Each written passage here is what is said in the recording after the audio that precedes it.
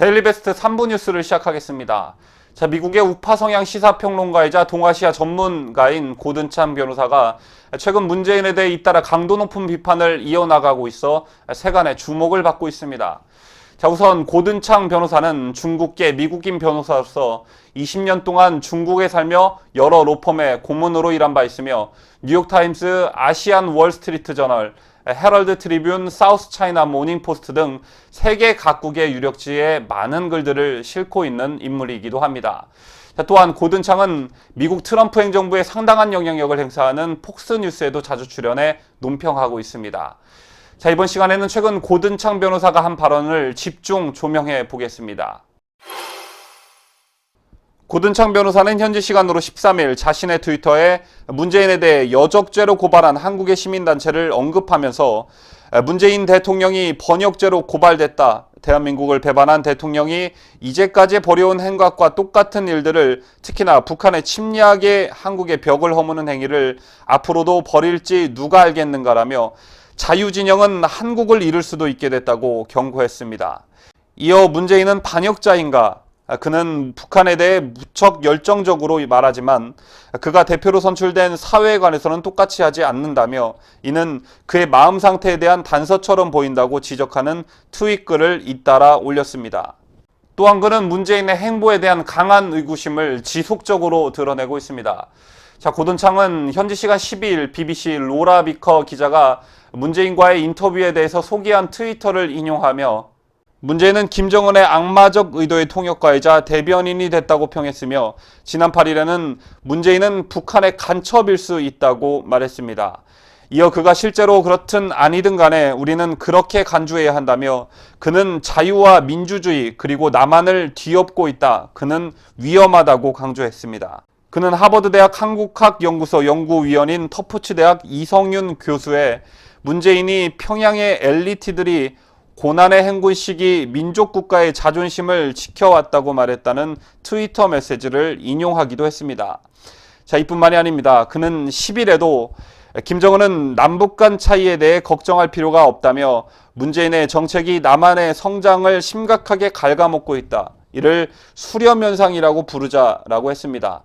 그는 같은 날 다른 트위터를 통해 연이어 문재인 대통령의 보좌관들 중 다수가 북한을 지지한다며 따라서 그들은 한국의 해병대나 시민들이 죽임을 당하는 것에 대해 개의치 않는다고 했습니다. 이어 그는 불행하게도 문재인도 자국민의 죽음에 대해 걱정하는 것 같지는 않다며 왜 그런지 궁금하다고 여운을 남겼습니다. 자, 고든창은 또한 현지 시간으로 6일에는 우리 미국은 지난 10년간 남북의 진보적 대통령을 견뎌왔다며 우리는 북한의 가장 열렬한 지지자인 문재인보다 오래 가야만 한다고 했습니다. 그는 문재인은 김정은이 원하는 모든 것을 원하고 남한의 민주주의를 포함해 우리가 원하는 것은 거의 원하지 않는다며 문재인은 위험하다고 거듭 강조했습니다. 또한 창 변호사는 지난 3일 문재인은 처음부터 북한과 공모한 것처럼 보였다며 문재인이 남한을 김정은에게 넘겨주기 전에 알아내길 바란다고 덧붙였습니다. 창 변호사는 그 전날인 2일에도 이성윤 교수의 한국이 가짜뉴스와의 전쟁을 선포했다는 트위터 메시지를 인용하며 앞으로도 1년 후 한국의 언론의 자유가 있을까라며 문재인이 원하는 바를 얻을 경우 언론의 자유에 역행할 것이다 라는 취지의 주장을 펼치기도 했습니다. 자, 이어 정적들을 감옥에 집어넣는 것은 좋은 사인이 아니다라며 그는 김정은이 되어가고 있는가라고 반문했습니다. 고든찬 변호사는 트위터가 아닌 미국의 대표적인 자유보수 계열 지성지인 내셔널 인터레스트에 한국의 큰 실책, 통일 서두르는 문재인이라는 제목의 칼럼을 게재하기도 했는데 이 칼럼에서 고든창은 문재인이 북한과의 관계 개선 문제와 관련해 보이고 있는 이상한 행태들을 세 가지로 정리하기도 했습니다. 자, 고든창이 정리한 문재인이 북한과의 관계 개선 문제와 관련해 보이고 있는 이상한 행태들은 다음과 같습니다. 첫째, 문재인은 북한의 김정은 정권을 합법적인 정통성 있는 국가로 보고 있다. 지난 2014년에 발표된 유엔 북한 인권 보고서는 북한의 인권 유린 행태를 인류에 대한 범죄로 규정했다. 하지만 소위 인권 변호사 출신인 문재인에게서 이에 대한 문제의식은 찾아볼 수가 없다. 둘째, 문재인은 북한의 핵무기를 포함한 대량 살상 무기에 대한 문제의식조차 없다. 이를 잘 보여주듯 지난해 문재인 정부의 외교부 장관은 워싱턴과는 아무런 협의도 없이 사드를 추가 배치하지 않고 미국의 미사일 방어 체계에 들어가지 않을 것이며 한미일 안보 협력을 군사동맹으로 발전시키지 않는다는 이른바 삼불 정책을 중국과 합의해 주었다.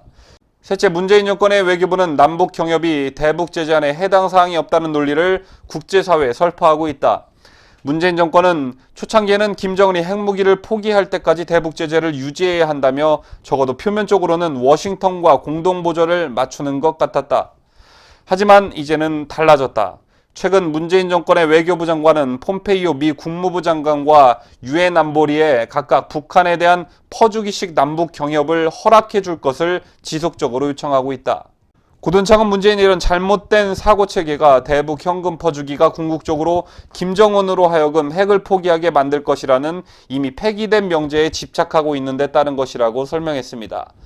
자, 또한 고든창은 이타라오 박사의 견해를 인용하면서 문재인은 북한에게 한국의 현관문을 개방한 정도가 아니다. 아예 현관문과 창문 전체를 철거하고 있다고 말하기도 했습니다. 고든창은 이어 수년 안에 김정은이 서울을 굴복시키는 것은 시간 문제라며 이는 문재인 정권을 구성하는 최고직들이 반기는 일이라고 지적했고, 문재인 정권의 수뇌부는 젊은 시절에 북한의 통치 철학인 주체 사상을 맹렬히 수용했던 전력이 있는 사람들이며 이들의 친평양 관점도 현재 진행형이다라고 했습니다. 뉴스를 마치면서 워낙 고든창 변호사가 문재인 또는 문재인 정권에 대해 날카로운 분석을 해서 별다른 논평이 필요 없을 듯합니다.